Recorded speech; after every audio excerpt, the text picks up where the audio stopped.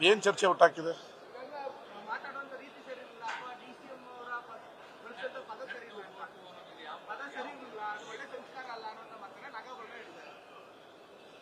ಈಗ ಡಾಕ್ಟರ್ ರಾಜೇಂದ್ರ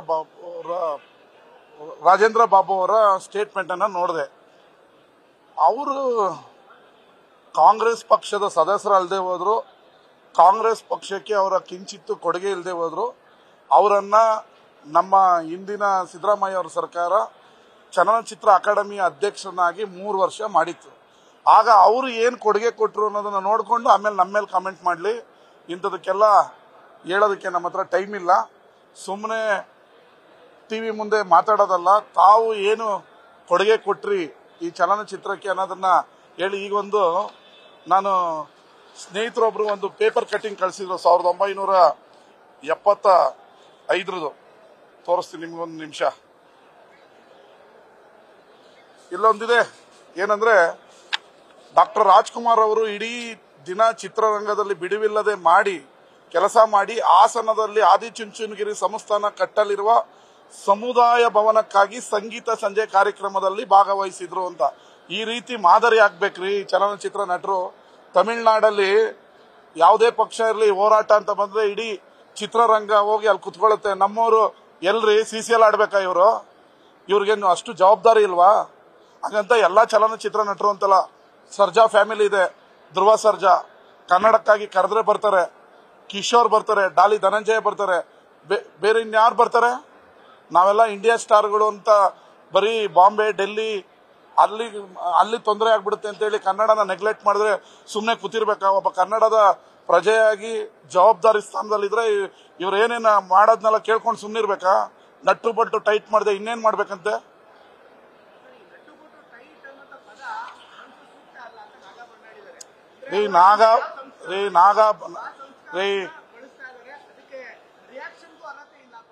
ನಾಗಾಭರಣ ಅವರು ಪ್ಯಾಕೇಜ್ ತಗೊಂಡು ಬಿಜೆಪಿ ಪ್ರಚಾರ ಮಾಡ್ತಾ ಇದ್ರಲ್ಲ, ಅವ್ರ ಚಲನಚಿತ್ರ ನಟ ನಟಿಯರು ಕರ್ಕೊಂಡು ಚಿಕ್ಕಬಳ್ಳಾಪುರದಲ್ಲಿ. ಅವತ್ತು ಅವ್ರಿಗೆ ಸಂಸ್ಕಾರ ಬಗ್ಗೆ ಗೊತ್ತಿಲ್ವಾ? ಸುಮ್ಮನೆ ಮಾತಾಡಕ್ ಹೋದ್ರೆ ಎಲ್ಲೆಲ್ಗೋ ಹೋಗುತ್ತೆ.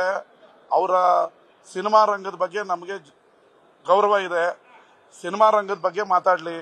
ಸುಮ್ಮನೆ ಇಲ್ದೇ ಇರೋದ್ ಬಗ್ಗೆ ರಾಜಕೀಯದಲ್ಲಿ ಕೆಣ್ಕೊಂಡ್ ಬರೋದು ಬೇಡ. ಅವ್ರೇನೇನು ಮಾಡ್ತಾರೆ, ಏನು ಎತ್ತ ಅಂತ ಎಲ್ಲ ನಮಗೂ ಗೊತ್ತಿದೆ.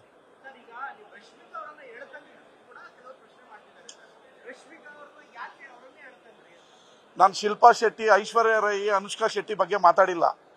ಅವರು ಅಲ್ಲೇ ಬಾಂಬೆಯಲ್ಲೇ ಹೋಗಿ, ಕರ್ನಾಟಕದಲ್ಲಿ ಹುಟ್ಟಿದ್ರು, ಹೈದರಾಬಾದಲ್ಲೇ ಹೋಗಿ ಇಲ್ಲ ತಮಿಳುನಾಡಲ್ಲೇ ಹೋಗಿ ಅವ್ರು ಆಕ್ಟರ್ ಆಗಿದ್ದಾರೆ. ಕರ್ನಾಟಕದಿಂದ ಏನು ಅವ್ರೇನು ಬೆಳಿಲಿಲ್ಲ. ನಾವೇನು ಅದ್ರ ಬಗ್ಗೆ ನಮ್ದು ಆಕ್ಷೇಪಣೆ ಇಲ್ಲ. ಆದರೆ ರಶ್ಮಿಕಾ ಮಂದಣ್ಣ ಕರ್ನಾಟಕದಲ್ಲಿ ಬೆಳೆದು ಕರ್ನಾಟಕದಿಂದ ಹೋಗಿ ಕರ್ನಾಟಕ ಚಲನಚಿತ್ರ ಅಂತಾರಾಷ್ಟ್ರೀಯ ಚಲನಚಿತ್ರೋತ್ಸವಕ್ಕೆ ಕರೆದ್ರೆ ನನ್ನ ಹತ್ರ ಟೈಮ್ ಇಲ್ಲ ಅಂತ ಹೇಳಿದಾಗ ಏನೇನು ಸುಮ್ಮನೆ ಕೂರ್ಬೇಕಾ? ಕನ್ನಡದ ಜಲ, ನೆಲ, ಭಾಷೆ ಬಗ್ಗೆ ಪ್ರತಿಯೊಬ್ಬರ ನಟರು ಭಾಗಿಯಾಗಲೇಬೇಕು. ಇದಕ್ಕೊಂದು ಕಾನೂನು ಮಾಡ್ಬೇಕಾಗ್ತದೆ, ಅಷ್ಟೇ, ಇನ್ನೇನಿಲ್ಲ. ಹೋರಾಟಕ್ಕೆ ಭಾಗವಹಿಸ್ಬೇಕ್ರಿ. ಅದಕ್ಕೆ ಐತ್ರಿ. ಪಾಪ ವಾಟಾಳ್ ನಾಗರಾಜು, ನಾರಾಯಣ್ ಗೌಡ್ರು, KR ಕುಮಾರ್ ಇವರೆಲ್ಲ ಹೋರಾಟ ಮಾಡ್ತಾರಲ್ಲ, ಇವ್ರಿಗೆ ಯಾವತ್ತಾರು ಒಂದಿನ ಬೆಂಬಲ ಅವ್ರು ಕೊಟ್ರೇನ್ರಿ? ಇವ್ರು ಕೇಳಿದ್ರೆ ಅವ್ರ ವೈಯಕ್ತಿಕ ನಾಡು ನುಡಿಗೆ ಒಬ್ಬ ಸೇರಿಸ್ಕೊಂಡು ಹೋರಾಟ ಮಾಡಿದ್ರು ಹೋರಾಟನೇ, 10 ಲಕ್ಷ ಜನ ನಿಂತು ಹೋರಾಟ ಮಾಡಿದ್ರು ಹೋರಾಟನೇ.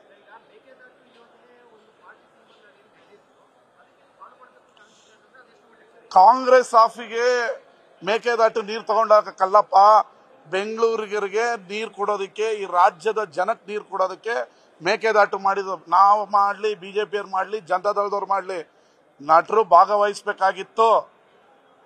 ನಾನು ಅವಾಗಲೇ ರಾಜ್ಕುಮಾರ್ ಅವ್ರದ್ದೊಂದು ಉದಾಹರಣೆ ಕೊಟ್ಟೆ.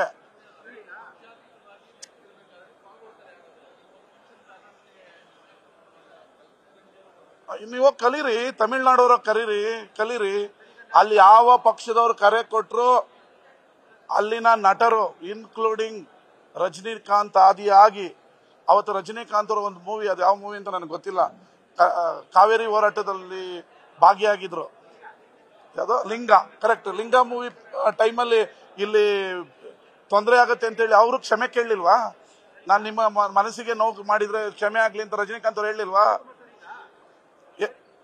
ನಾನು ಹೇಳೋದು, ಮೇಕೆದಾಟು ಕಾಂಗ್ರೆಸ್ ಪಕ್ಷದ ಕಚೇರಿಗೆಲ್ಲ ನೀರು ತಗೊಂಡ್ ಬರ್ತಾ ಇರೋದು, ಕನ್ನಡಿಗರಿಗೆ, ಕರ್ನಾಟಕಕ್ಕೆ, ಬೆಂಗಳೂರಿಗೆ. ಇವ್ರು ನೀರು ಕುಡಿಯಲ್ವಾ? ಬೆಂಗಳೂರಲ್ಲಿ ನೀರು ಕುಡಿಯಲ್ವೇನ್ರಿ? ಇವ್ರ ಮನೆ ಇರೋದಿಲ್ರಿ, ಚಿತ್ರನಟರ ಮನೆ. ಅವ್ರ ಮನೆಗಳು ಪೈಪ್ ಕಟ್ ಮಾಡೋದೇನ್ರಿ ಹಂಗಾರೆ? ಕರ್ದಿದ್ದು ಅವ್ರನ್ನ, ಅದನ್ನೇ ಹೇಳ್ತಾ ಇರೋದು, ಭಾಗವಹಿಸ್ಬೇಕು. ಕನ್ನಡ ಕರ್ನಾಟಕ ಅಂದ್ರೆ ಭಾಗವಹಿಸ್ಬೇಕು. ಇದು ರವಿಕುಮಾರ್ದಲ್ಲ, ಕನ್ನಡಿಗರ ಧ್ವನಿ. ನಾನು ಮಾತಾಡ್ತಾ ಇದ್ದೀನಿ ಅಷ್ಟೇ.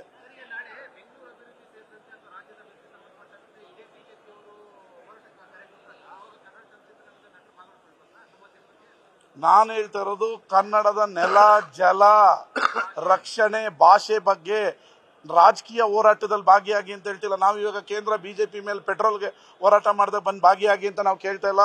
ಈ ನೆಲ ಜಲ ಭಾಷೆಯ ಮೇಲೆ ಹೋರಾಟ ಮಾಡಿದಾಗ ಭಾಗಿಯಾಗಬೇಕು ಅಂತ ಹೇಳ್ತಾರೆ. ದಾಖಲೆ ಬಿಡುಗಡೆ ಮಾಡೋಣ ಬಿಡಿ, ನಿಮಗೆ ಬೇಕಾದ್ರೆ ನಾನು ದಾಖಲೆ ಬಿಡುಗಡೆ ಮಾಡ್ತೀವಿ. ನ್ಯೂಸ್ ಫಸ್ಟ್ ನಿರ್ಭೀತಿಯಿಂದ ನಿಮ್ಮ ಪರವಾಗಿ.